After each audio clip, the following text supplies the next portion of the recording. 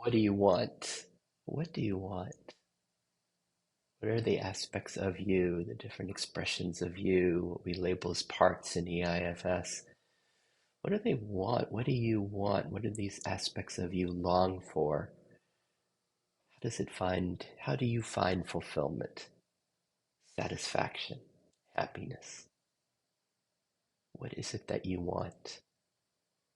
So in EIFS, we have three views in relation to that which arises within us, the thoughts, feelings, and sensations. And we're going to look at those in terms of really hearing the longing, hearing what is being longed for, and helping our system find that home is here now. Our first view, which might not be very helpful with this, the first view is where we have a loving indifference towards the parts, towards the arisings, towards the wants, towards the longings. It's like you're in a restaurant and they're all happening at tables around you, and you're just here at your table. So this first view, all we do is we sink in to what's here when we're not blended with parts. What's here when we're not blended with what's arising. This is where we know self, where we are self, where we are the peace, the absence of lack, the fulfillment, the love, the connectedness, the okayness. Notice that there is a loving indifference towards everything that's arising, the sense of the weather, right, that comes and goes, and then you are the sky, which doesn't change. What's the nature of the sky? What's the nature of whatever your word is, it from your tradition or understanding? It's self, if it's being, if it's Atman, this background, which is love, or it's light, it's aliveness, it's awareness, it's peace, it's presence. You just rest there.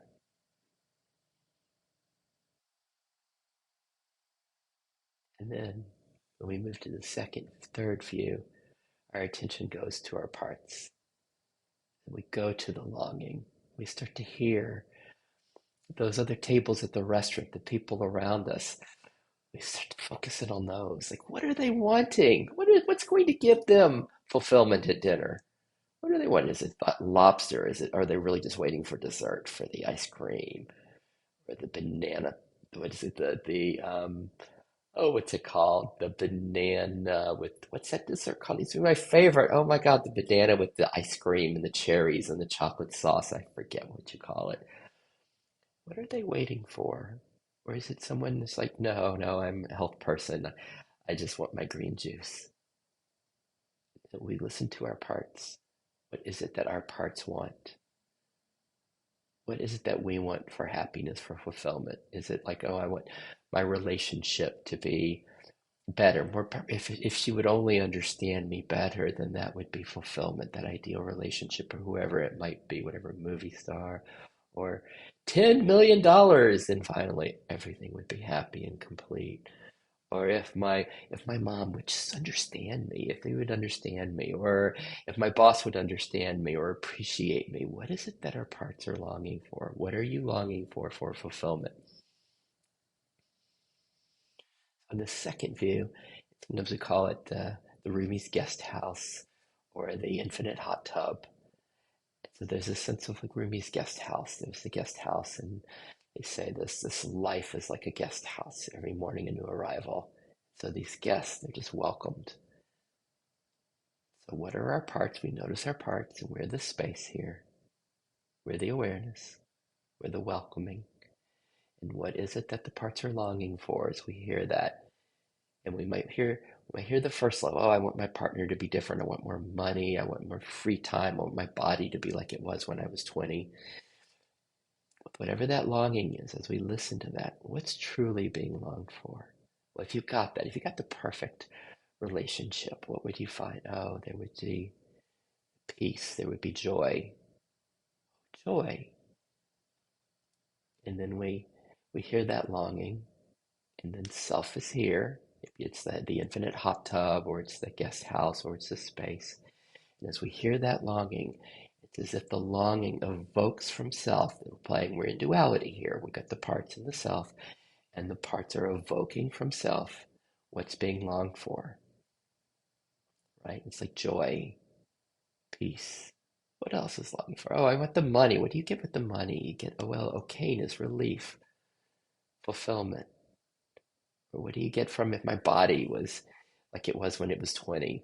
What would I get? Oh, I could just, there'd be more, maybe I'd get flow, right? Ease, okayness, peace.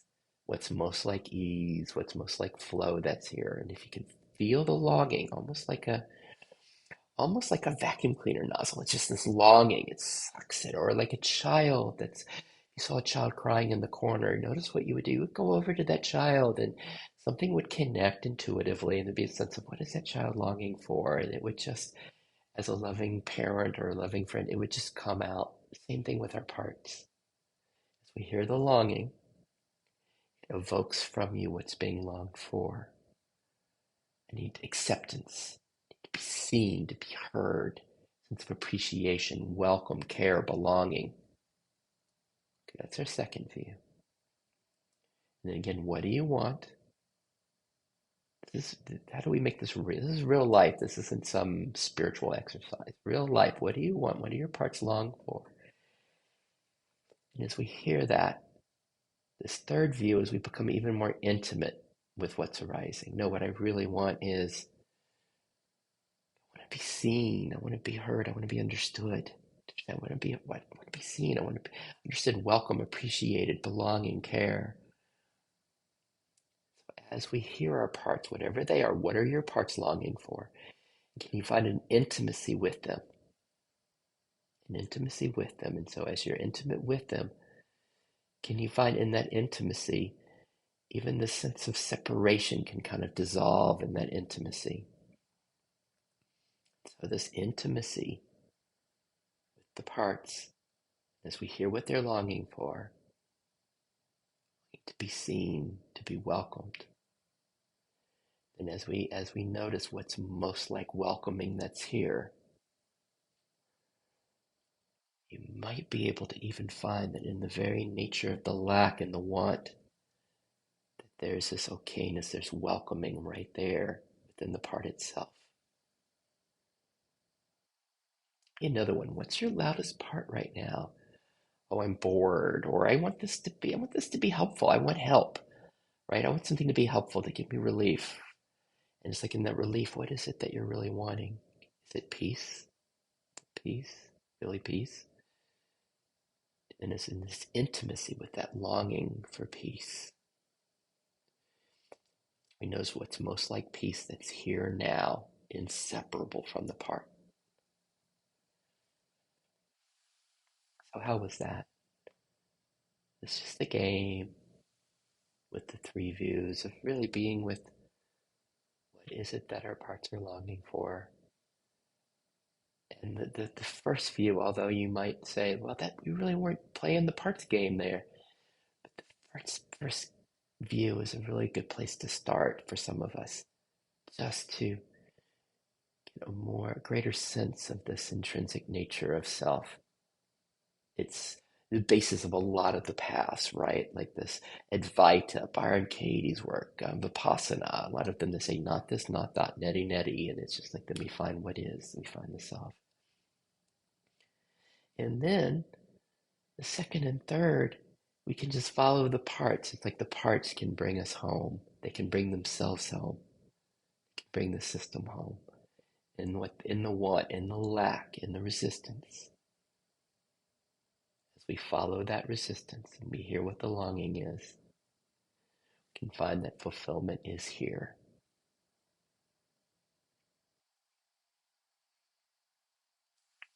How was that? I love feedback. I rarely get any comments on YouTube, and it's like, okay, but then I get like sometimes hundreds of people watch them and like no comments. It's like, okay, I wonder what they're seeing there. I wonder why they're watching this. I'd love your comments, and because this is really fun to do, but I want it to be relevant and meaningful and helpful, right? Not just me talking to myself.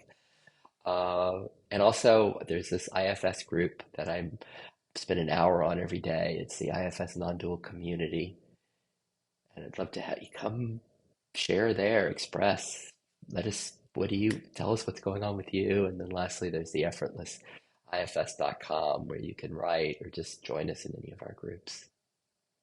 See you later.